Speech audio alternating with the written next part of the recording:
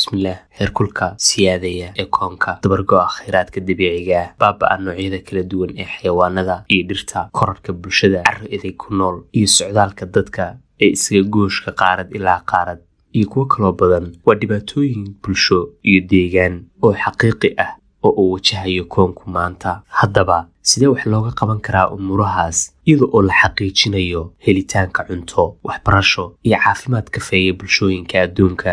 sidee baynu u hubin karnaa in horumarka dhaqaalaha iyo horoykaca tiknoolajiyadda in ay ka faa'iidaystaan tirada ugu badan ee bulshadu, si loo wajaho jidgooyooyinkaas nolosha, deegaanka iyo bulshada? waxaa loo baahan yahay hab horumarineed oo sal adag ku taagan. taasina waxa ay u baahan tahay dadaal aan loo kala hadhin, hadday ahaan lahayd ururada caalamiga ah, dowladaha, ururada maxalliga ah, sharikaadka iyo guud ahaan muwaadiniinta. barbarkay ka baxdaa waa bakayla qaleen, iyada oo ay tahay mas-uuliyad wadareed xal u helidda dhibaatooyinka uu wajahayo adduunku. bal aan si gaar ah u eegno mas-uuliyadda sharikaadka iyo sida ay uga qaybgeli karaan helidda xal waara.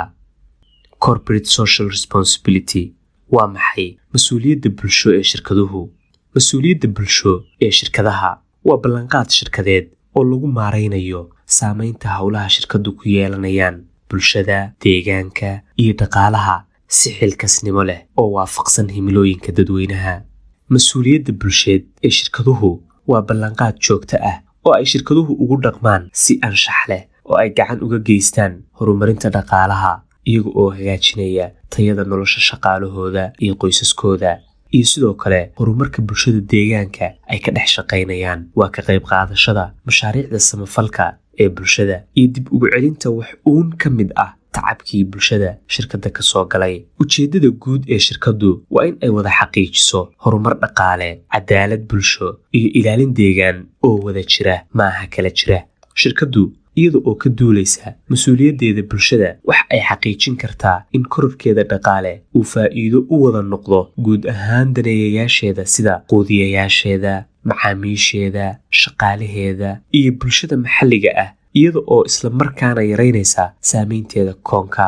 jidgooyooyinka iyo caqabaduhu waa ay kala gedisan yihiin iyaga oo ku xidhan nooca howlgal ee ay shirkaddu ku jirto.